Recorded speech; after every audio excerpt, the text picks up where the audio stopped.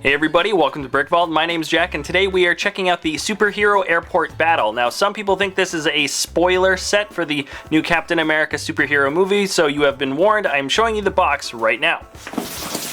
Included are 6 minifigs. We've got Iron Man, War Machine, Captain America, Winter Soldier, Scarlet Witch, Agent 13, and we also have a small Ant-Man and Giant Ant-Man. And some other builds in this set are another version of the Quinjet, this traffic control tower with a fence, and this tiny little luggage carrier. And let's take a look at the inside. So, not too bad. It looks like we've got 5 pretty good sized bags and this bag with a manual and some stickers. So let's get started.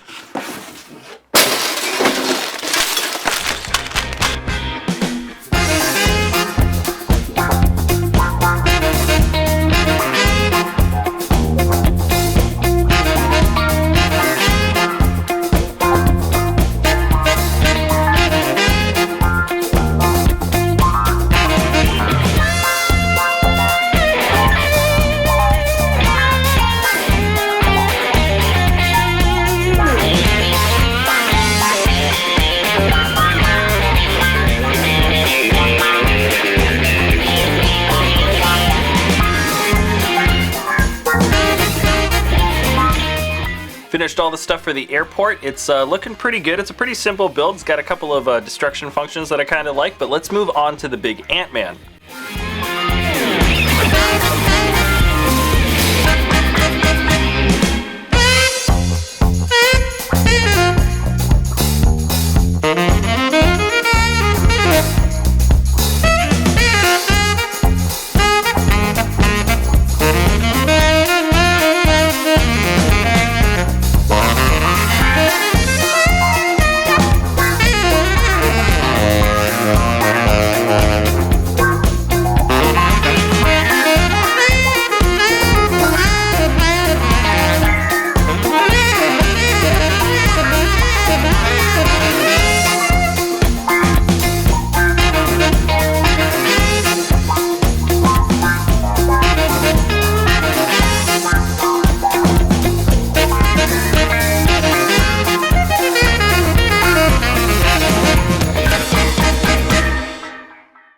Alright, just finished the set. Let's take a look at the minifigs. First here is War Machine. This is a new version of War Machine, of course, and he looks really good. The body is all black, with a lot of silver and gunmetal color detailing to show the armor. He's got a bit of red to show the glowing chest, and the detailing for the mask is really nice too. Rhodey's face is a little different, and somewhat less detailed than the Rhodey's before, but it's not bad. He's got an angry face, and kind of a goofy smile. Maybe something funny happens during this battle. But here he is with his shoulder cannon. It is a stud gun, and I think it looks considerably better than the last build. He also has a bar attached to his back that he can hold and use as a weapon as well. And like all Iron Man's suits, he comes with these trans pieces to show his jet flying effect. A very solid minifig, and happy to add him to the Iron Man collection. And we lucked out because this set comes with another new Iron Man suit. He's got his traditional dark red suit with gold highlighting, and you can also see some more metallic highlighting on him, as well as a lot of blue. The blue dots make up what look like flathead screws that stick out of him, and of course it's the outline of the core in his chest. The helmet and 2 expressions aren't any different from previous Iron Mans, I don't think, but he does come with this extra little build here that shows when he's shooting from his hand. It's a very simple build, but it actually gives a pretty nice effect. And here's the Winter Soldier. He looks considerably better than the last one. The detailing on his metallic arm looks good, and the printing on the front and back of the torso is very intricate. It looks really good. He's got 2 expressions. One's a small smile with a raised eyebrow, and the other one is very angry. Also nice prints for the face. He also has some dark brown, longish kind of hair, and he comes with a pistol. And here we have a Captain America. He's not a new minifig, but I do like the detailing. The body is dark blue, and he's got brown hands. The detailing shows a star on his chest, some stripes, and some tactical gear. This Captain America has a tan face, and of course he comes with his trusty shield. A good minifig, but let's check out this really cool Scarlet Witch. This new version of her looks considerably better than the last one as well. She's got longer brown hair, and some printing on the front and back of the torso to show her coat. She's also got this little cloth piece around her legs, which of course acts as an extension to the coat, and she has 2 expressions. One is a small smile with a raised eyebrow, and the other one is her glowing red eyes when she's using her powers. I'm pretty sure that is the face of Supergirl though. And she also came with these trans pink pieces to show when she's using her powers, and it actually looks pretty good. I have a feeling she's going to be a pretty powerful Avenger. Our last minifig here is Agent 13. She's got a black torso piece and light blue pants, and the printing on the torso is detailed and shows some sort of high-tech secret agent suit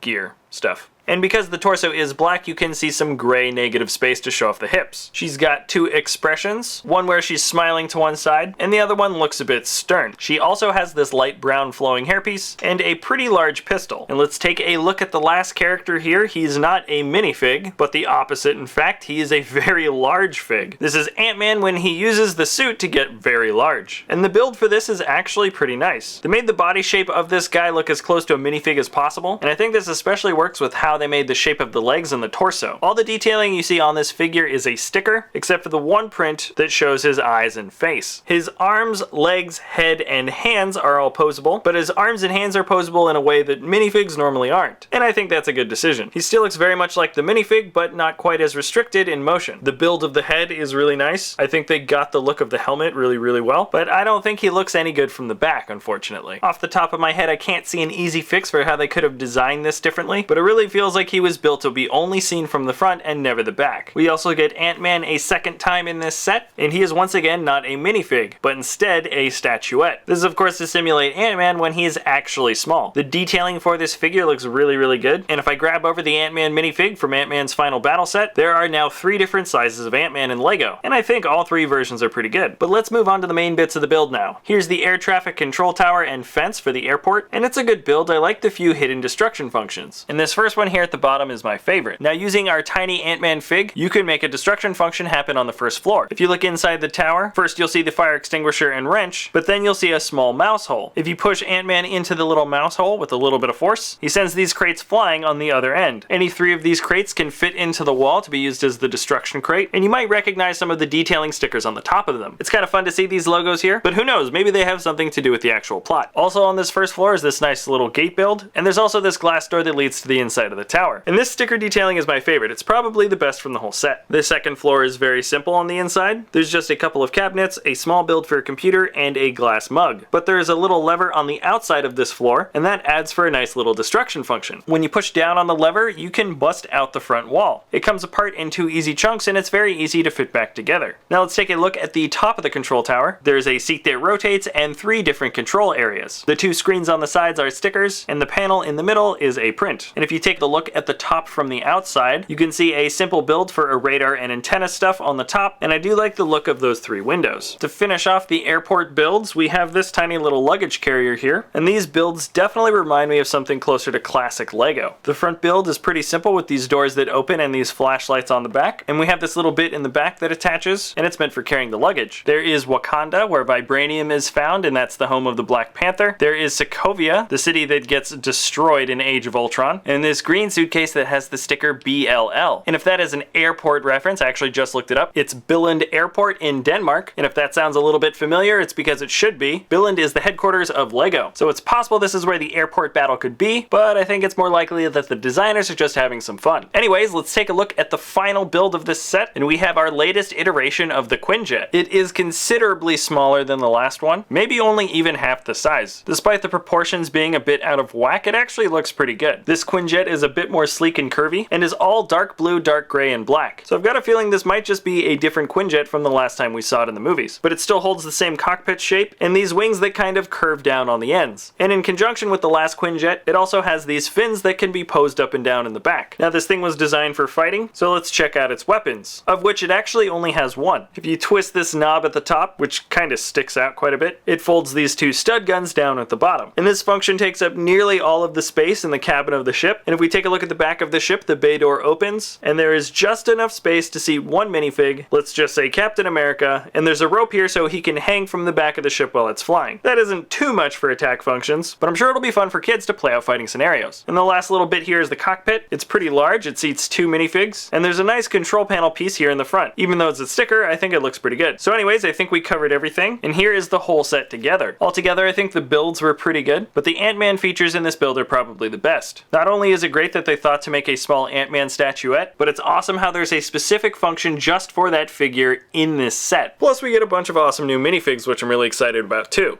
So that's it for this episode. If you'd like to buy the set, you can click the link in the video description below. Thanks a lot for watching, and if you enjoy our content, feel free to subscribe. We'll see you next time at BrickVault.